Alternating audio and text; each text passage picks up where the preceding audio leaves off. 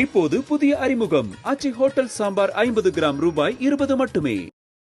S, வீடு, schools, hotels, store room இங்கெல்லாம் partition wall கட்டணும்னாலும் இப்போ பில்டிங் ஓனர்ஸோட first choice Renocon rapid wall panels. தமிழர்களின் number 1 choice Tamil matrimony.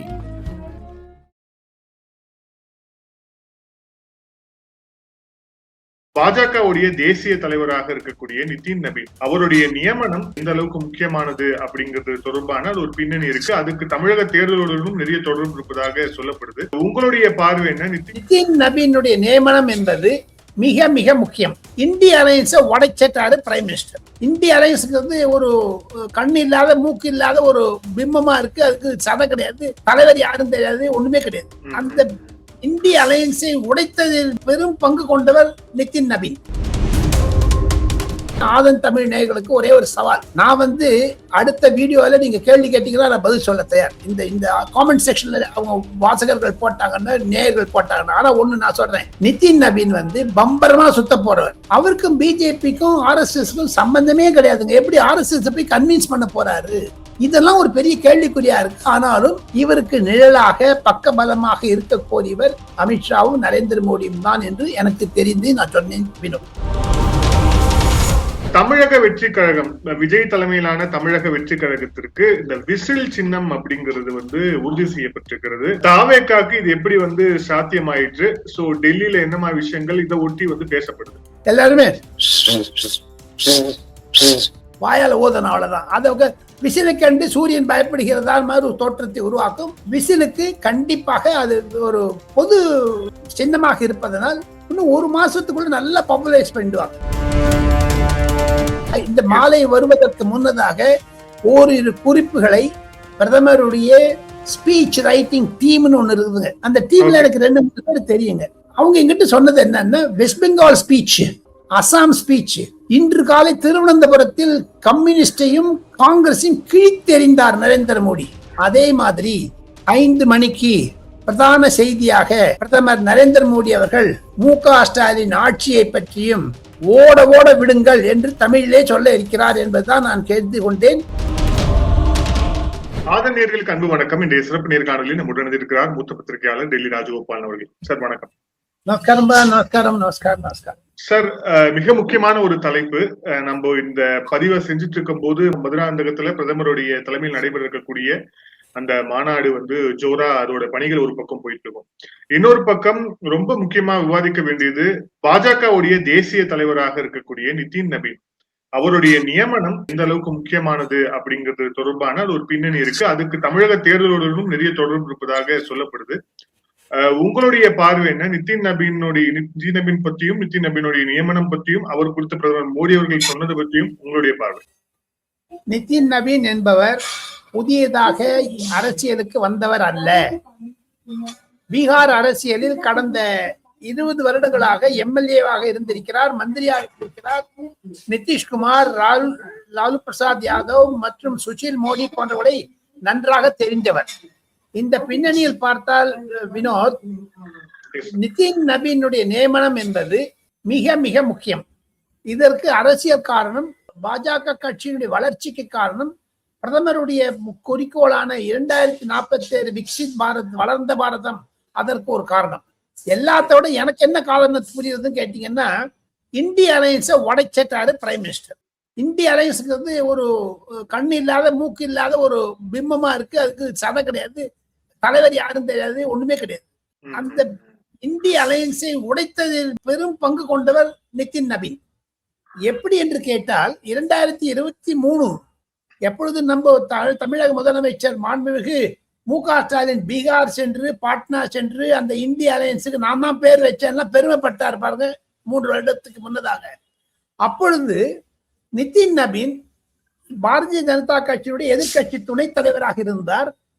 அப்பொழுதிலிருந்தே Amit Shah அவர்கள் மூலமாக, நட்டா மூலமாக, பிரதமர் நரேந்திர மோடி மூலமாக நிதின் அவர்களுக்கு கொடுக்கப்பட்ட பொறுப்பு என்ன என்று கேட்டால், எப்படியாவது நீங்க நிதிஷ்குமாரை இந்திய அலையன்ஸ்ல வெளில எடுத்துருங்க.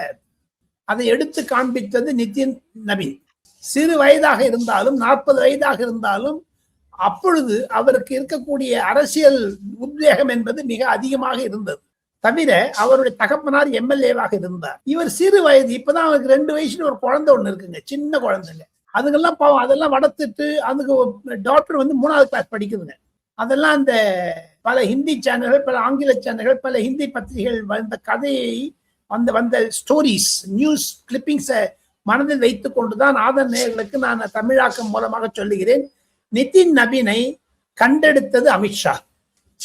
முதலாக RSS இல்லாத தலைவரை பாஜகவில் போட்டது நரேந்திர மோடி. இதற்கு துணிவு வேண்டும். காரணம் என்ன என்று கேட்டால், சத்தீஸ்கர் மாநிலத்திற்கு நிதின் நவீனைத்தான் பார்வையாளராக போட்டார். எப்படி பியூஷ் கோயல் தமிழ்நாடுக்கு இருக்கிறாரோ அதே மாதிரி அவர் காடுகளுக்குள்ள சென்று லெப்ட் விங் எக்ஸ்ட்ரீமிசம், நக்சல் ஏரியாக்கெல்லாம் சென்று அவர் கட்சியை வளர்த்தார். அந்த பின்னணியில் தான் அமித்ஷா 2025 பீகார் தேர்தலுக்கு முக்கியத்துவம் கொடுத்து அவருக்கு பணம் பட்டுவாடாதிலிருந்து சீட்டு முழுக்க, ஏன்னா சுஷில் மோடி என்ற ஒரு மாபெரும் தலைவர் மறைந்து விட்டார், செத்து போயிட்டார் பாவம். அந்த இடத்துல ஒரு இடத்தை கொடுக்கணும், சின்ன வயசுல கொண்டு வரணும்னு பார்த்தாங்க.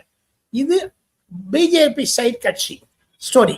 பிஜேபியிலேயே சில சீனியர் தலைவர்களுக்கு ஒரு வருத்தம் இருக்கத்தான் செய்கிறது, இல்லை என்று சொல்லவில்லை. வசுந்தரா ராஜே சிந்தியா, ராஜ்நாத் சிங் போன்றவர்களுக்கெல்லாம் ஒரு கசப்பு இருக்கும். ஆனால் அந்த கசப்பை என்ன அவெல்லாம் இனிமேல் அவருக்கு வேலை செய்வது கஷ்டம்.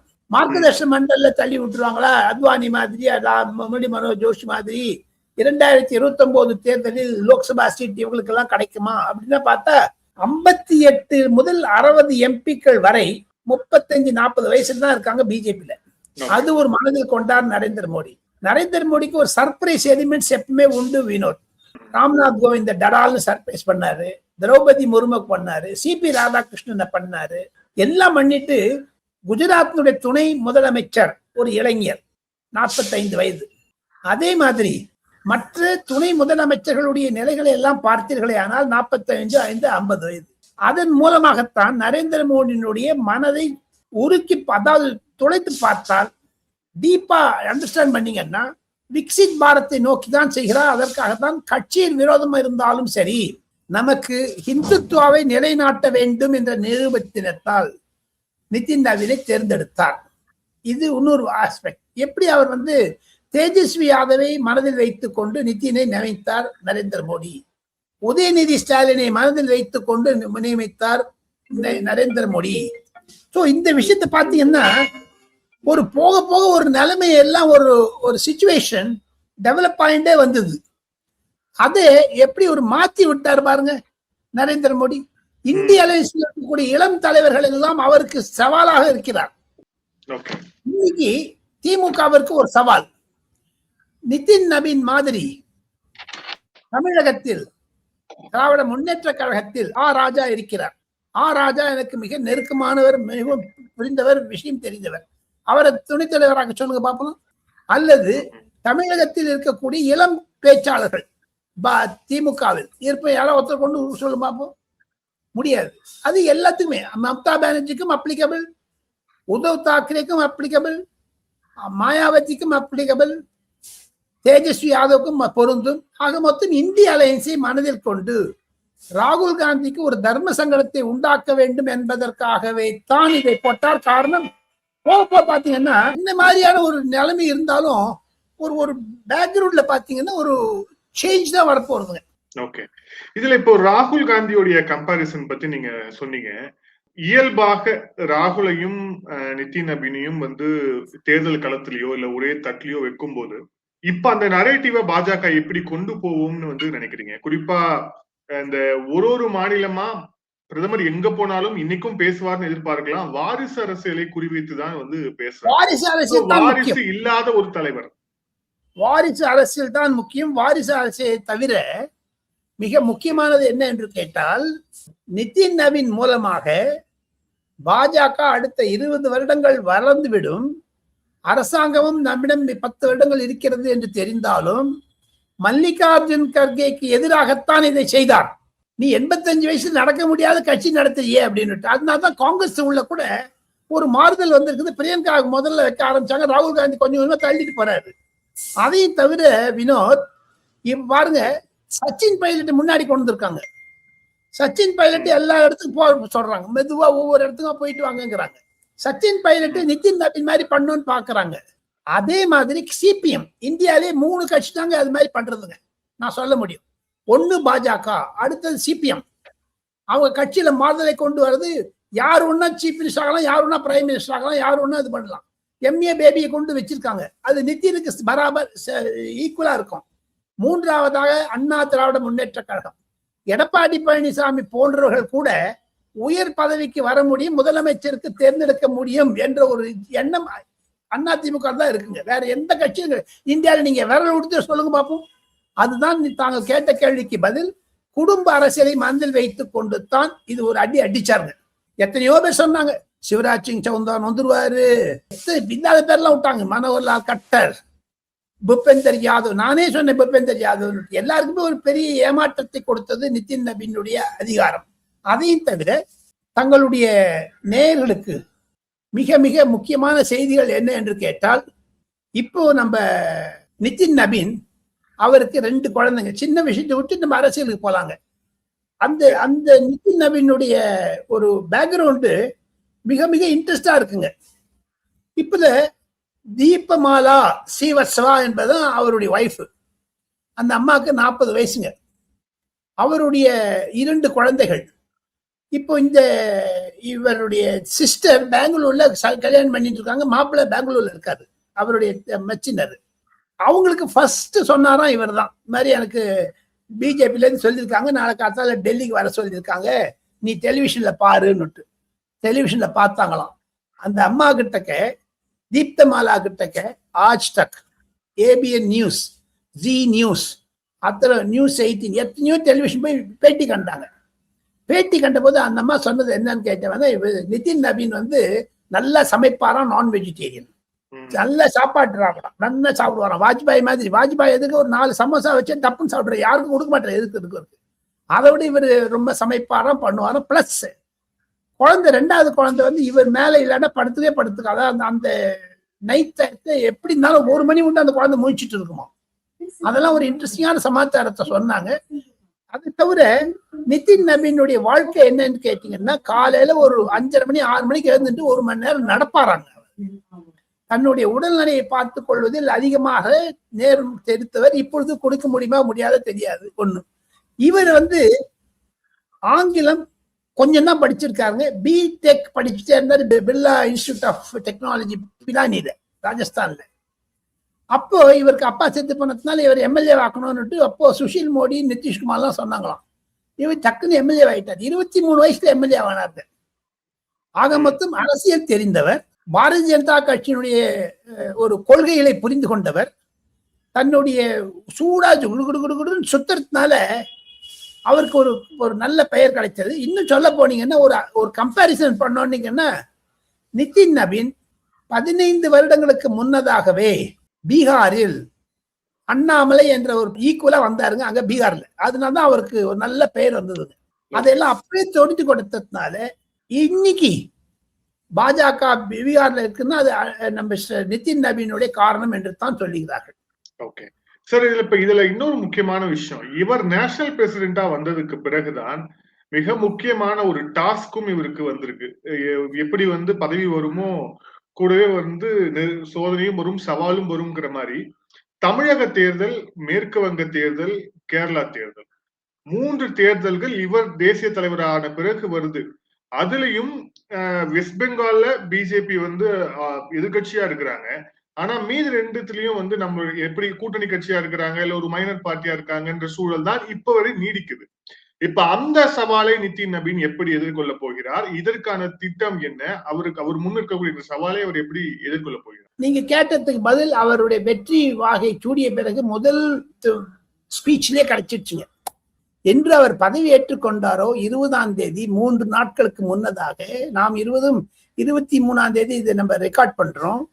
20ஆம் தேதி காலையில் பிரதமர் நரேந்திர மோடி அவர்கள் பாஜக செயலகத்திற்கு வந்தார். அப்பொழுது ஒரு 11:30 மணிக்கு வந்தார். 12 மணி மட்டும் நரேந்திர மோடி பேசினாருங்க அந்த கூட்டத்தில், வெற்றிக்கு வாய்ப்புக்கு கொடுத்ததுக்கு எல்லாம். நிதின் நபீன் அதுக்கு தேங்க்ஸ் பண்ணி ஒரு அட்ரஸ் கொடுத்தாருங்க நிதின் நபீன் ஹிந்தியில. இது நடுவுல பிரைம் மினிஸ்டர் வந்து தமிழகத்தை பற்றி பேசவே இல்லை தன்னுடைய கூட்டத்தில். அப்பொழுது பிரதமருக்கு இந்த ஸ்பீச் ரைட்டர்ஸ் எல்லாம் இருக்காங்க, நிறைய பேர் இந்த அந்த டீம்ல ஒரு 10 பேர் இருக்காங்க, அதுல ஒருத்தர் 2 பேர் எனக்கு தெரிஞ்சவங்க. அவங்களுக்கு நான் ஒரு SMS பண்ணேன், ஏன் பிரைம் மினிஸ்டர் வந்து தமிழ்நாடு சொல்லவே இல்லை, அவங்க வந்து வெயிட் அப்படின்னு எனக்கு பதில் போட்டார் ஒருத்தர், ரொம்ப சீனியர், அவர் பிஎம்க்கு பிஏவா இருக்காரு, அசிஸ்டன்ட். 5 நிமிஷத்துக்குள்ள வினோத் நீங்க கேட்ட கேள்விக்கு அவர் அன்னைக்கே பதில் சொல்லிட்டார். 20ஆம் தேதியே தான் பதவியேற்ற முதல் நாள்லயே முதல் வரியிலேயே தீபத்திற்கு திராவிட முன்னேற்ற கழகம் பர்மிஷன் கொடுக்காதது சனாதனத்திற்கு விரோதம் என்று முதல்ல அடிச்சார். தமிழ்நாட்டுக்கு வந்திருந்த போது கோயம்புத்தூர்ல ஒரு நாள் தங்கினார். அவர் தேசிய தலைவர் ஆன பிறகு அவர் ரியாக்ட் பண்ண முதல் இஷ்யூவே வந்து தமிழகம் தொடர்பானது திருப்பரங்குன்றம். ஆமா, அதையெல்லாம் திருப்பரங்குன்றம் தான் தீபம் விளக்கேற்றுவதை பற்றியும் திராவிட முன்னேற்ற கழகத்தை தான் குறிக்கோள் வைத்திருக்கிறார் என்பதுதான் அவருக்கு கொடுத்திருக்கக்கூடிய ஒரு சவால், அவர் செய்யக்கூடிய ஒரு இதுவா இருக்கும். அவர் 6 நாள் டூர் பண்ண போறேன்னு எங்கிட்டயே சொன்னார், I am going to be in Tamil Nadu for 6 மே, 6 दिन रहूंगा சென்னை மே தமிழ்நாடு மே அப்படின்னாரு. பிப்ரவரியிலேருந்து மார்ச்சுக்குள்ள அது ஒரு மாபெரும் திருப்பமாக இருக்கும் தான் நான் நினைக்கிறேன். தவிர இந்த நிதின் நபீனுக்கு ரொம்ப சைலண்டா இருக்காருங்க, ஒன்னும் ரியாக்ட் பண்ணாத இருக்காருங்க. ஒரு பேப்பர் கார்டெல்லாம் சொன்ன கட்சி தலைவர் நாங்க பேசிட்டு பண்றோம்ட்டு ஜல்திய பதில் சொல்றது கிடையாதுங்க. அவருடைய நேர பார்த்தத்தை தெரிஞ்சது எல்லாருக்கும். ஒண்ணுங்க, என்ன மாதிரியான ஒரு மனசுல யோகி ஆதித்யநாத், தேவேந்திர பட்னவிஸ் ராஜஸ்தான் சீஃப் மினிஸ்டர், சர்மாஜி, மோகன் யாதவ் மத்திய பிரதேஷ் சீஃப் மினிஸ்டர், இவ்வளவு பெரிய பெரிய ஆளுங்கள் எல்லாம் முதல் வரிசையில் உட்கார வச்சுட்டா இருப்பாரு. நிதின் மெத்த மேல இருக்காரு. எத்தனை மனசுல குமுறல் இருக்கும் தெரியுமா உங்களுக்கு? அது வந்து ஒரு நீங்க மேல் ஜாதி கீழ் ஜாதின்னு இருக்கிறத விட சீனியர் ஜூனியர் இருக்கிறது எல்லா இடத்துலையும், பத்திரிகாரனா இருக்கட்டும், ஜட்ஜா இருக்கட்டும், எம்எல்ஏவா இருக்கட்டும், எம்இயா இருக்கட்டும், அதெல்லாம் தகர்த்து எறிந்தவர் நரேந்திர மோடி. அந்த மனசுல ஒரு டிஃபரன்ஸ் வந்து ராஜ்நாத் சிங் உள்ள புகை இருக்குதுங்க, வசுந்தரா ராஜே சிந்தியா மனசுல புகை இருக்குங்க. எல்லாத்த தவிர உங்களுக்கு மத்திய பிரதேசத்துல ஜோதிராதித்ய சிந்தியா, இவர் வந்து 3 வயசு தான் பெரியவர். அவர் இருந்தா கூட அவருக்கு வந்து ஒரு பெரிய பதவி கொடுக்கணும்னு எதிர்பார்த்துனா ஒண்ணும் கிடைக்கல. கடைசியில போய் இந்த ஆளை கொடுத்தா இன்னும் ஒரு 20 வருஷம் கட்சி வளர்க்கவங்க தான் அவர் மனசுல வச்சுட்டு கொடுத்துருக்காதான் சொல்றாங்க.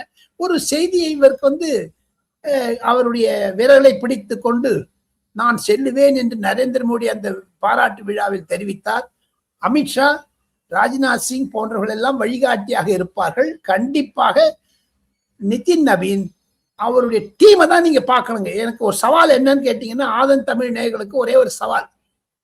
நான் வந்து அடுத்த வீடியோல நீங்க கேள்வி கேட்டீங்கன்னா நான் பதில் சொல்ல தயார். இந்த காமெண்ட் செக்ஷன்ல அவங்க வாசகர்கள் போட்டாங்கன்னா, நேயர்கள் போட்டாங்கன்னா, ஆனா ஒண்ணு நான் சொல்றேன், நிதின் நபீன் வந்து பம்பரமா சுத்த போறவர். அவருக்கு டீம்ல கண்டிப்பாக 6 பொதுச் செயலாளர்கள் இருப்பார்கள். மொத்தமே அவருடைய கான்ஸ்டிடியூஷன்ல அதான் மேக்சிமம். அதுல 20 வயதானவர்கள், 4 பேர் புது ஆளை போட போறாங்க. அவருடைய டீம் தான் இப்ப அவர் சென்ட்ரல் பார்லிமெண்டரி போர்ட்ல யார் கொண்டு போறாரு? அவருக்கும் பிஜேபிக்கும் ஆர்எஸ்எஸ்க்கும் சம்பந்தமே கிடையாதுங்க. எப்படி ஆர்எஸ்எஸ் போய் கன்வின்ஸ் பண்ண போறாரு? இதெல்லாம் ஒரு பெரிய கேள்விக்குறியா இருக்கு. ஆனாலும் இவருக்கு நிழலாக பக்க பலமாக இருக்க போரியவர் அமித்ஷாவும் நரேந்திர மோடியும் தான் என்று எனக்கு தெரிந்து நான் சொன்னேன். வினோ சார், இந்த நேர்காணல்ல இறுதியான கேள்வி, தமிழக வெற்றி கழகம், விஜய் தலைமையிலான தமிழக வெற்றி கழகத்திற்கு இந்த விசில் சின்னம் அப்படிங்கிறது வந்து உறுதி செய்யப்பட்டிருக்கிறது. அது வந்து தேர்தல் ஆணையம் ஒதுக்கீடு செய்திருக்கிறது. இப்ப இந்த ஒதுக்கீடு அப்படிங்கிறது எந்த அளவுக்கு வந்து முக்கியத்துவம் வாய்ந்தது? தாவேக்காக்கு இது எப்படி வந்து சாத்தியமாயிற்று? சோ டெல்லியில என்ன மாதிரி விஷயங்கள் இதை ஒட்டி வந்து பேசப்படுது? அவருக்கு கேட்டதை கொடுத்திருக்காங்க. மொத்தம் 10 சின்னம் சஜஷன் கேட்டாங்க. 3 சின்னம் வந்து அவுட் சைட் தி லிஸ்ட்ல இருக்கும். எல்லா சின்னமே வெப்சைட்ல இருக்குங்க, எலெக்ஷன் கமிஷன் வெப்சைட்ல. இவர் என்ன சொன்னாரு, எனக்கு விசில் வேண்டும் என்று இவர் ஸ்பெஷலா கேட்டாரு. எலெக்ஷன் கமிஷன் உதவியது மத்திய எலெக்ஷன் கமிஷன் விஜய்க்கு. கண்டிப்பாக இதில் ஒரு அரசியல் ஒன்றுமே இல்லைங்க, ஸ்ட்ரெயிட்டா அது அபிஷியல் லெவல்ல பண்ணதுங்க. இதை வச்சுட்டு தமிழ்நாட்டுல ஒரு பெரிய ஒரு மாறுதலை தான் கொண்டு வருவாருங்க அந்த விசில் மூலமாகத்தான் நான் நம்புகிறேன். அதை தேர்ந்தெடுத்த சின்னம் அவர் சினிமாலேயே அந்த விசில் நடித்திருக்கிறார் நான் கேள்விப்பட்டேன். நான் பார்க்கல அந்த சினிமாவை. இருந்தாலும் பஸ் கண்டக்டருக்குலாம் என்ன சினிமா இல்ல விசில் கூடாதுன்னு சொல்லிட்டாங்களா திமுக அரசாங்கத்துல. அதுதான் இன்னைக்கு ஓடிட்டு இருக்குதுங்க. எல்லாருமே வாயால ஓதணும், அவ்வளவுதான். அதை விசிலை கண்டு சூரியன் பயப்படுகிறதா மாதிரி ஒரு தோற்றத்தை உருவாக்கும். விசிலுக்கு கண்டிப்பாக அது ஒரு பொது சின்னமாக இருப்பதனால் இன்னும் ஒரு மாசத்துக்குள்ள நல்லா பாப்புலரைஸ் பண்ணிடுவாங்க. ஆக்சுவலா இந்த என்டிஏ கூட்டம் தொடர்பாகவும் உங்களுடைய கருத்துக்களை வந்து வாங்க வேண்டியிருக்கு. முன்னதாக இந்த மாலை வருவதற்கு முன்னதாக ஓரிரு குறிப்புகளை பிரதமருடைய ஸ்பீச் ரைட்டிங் டீம்னு ஒண்ணு இருக்குதுங்க. அதுல 15 பேர் இருக்காங்க சார். அந்த டீம்ல பிரைம் மினிஸ்டருக்கு உதவி செய்வேன். சப்போஸ் இப்ப சென்னைன்னா பிரைம் மினிஸ்டர் வந்து இந்த பாயிண்ட் சொல்லிடுவாரு. அதெல்லாம் கோர்வையா சேர்த்து கொடுக்குறது அந்த டீம் வேலைங்க. அந்த டீம்ல எனக்கு 2-3 பேர் தெரியுங்க. ஒரு தமிழ்காரர் கூட இருக்காருங்க. அவரிடம் அப்புறமா வந்து அந்த டீமுக்கு முக்கியமா இருக்கிறது வந்து ஒரு பேர், அவர் வந்து அந்த ஹிரேன் ஜோஷி முதல்ல பண்ணிட்டு இருந்தாரு. இப்ப வந்து இன்னொருத்தர் இருக்காரு. அவங்க எங்கிட்ட சொன்னது என்னன்னா, west Bengal speech, Assam speech, இன்று காலை திருவனந்தபுரத்தில் கம்யூனிஸ்டையும் காங்கிரஸையும் கிழித்தெறிந்தார் நரேந்திர மோடி. அதே மாதிரி 5 மணிக்கு பிரதான செய்தியாக பிரதமர் நரேந்திர மோடி அவர்கள் மு.க. ஸ்டாலின் ஆட்சியை பற்றியும் ஓட ஓட விடுங்கள் என்று தமிழிலே சொல்ல இருக்கிறார் என்பதுதான் நான் கேட்டு கொண்டேன். அந்த ஸ்பீச் வந்து வரக்கூடிய 10 நாளுக்குள்ள பெரிய மாறுதலை தமிழகத்தில் கொண்டு வரும் என்று தான் நான் நம்புகிறேன். அதில் பல முக்கிய செய்திகள் இருப்பதாக நான் அறிகிறேன். Let us wait for the speech. Sure sir. நாளைக்கு நம்ம மீண்டும் வந்து இது தொடர்பாக பேசுவோம் சார். இவ்வளவு நேரம் உங்களுக்கு நேரத்தை ஒட்டி கருத்தை பயந்ததற்கு மிகவும் நன்றி சார். தேங்க்யூ.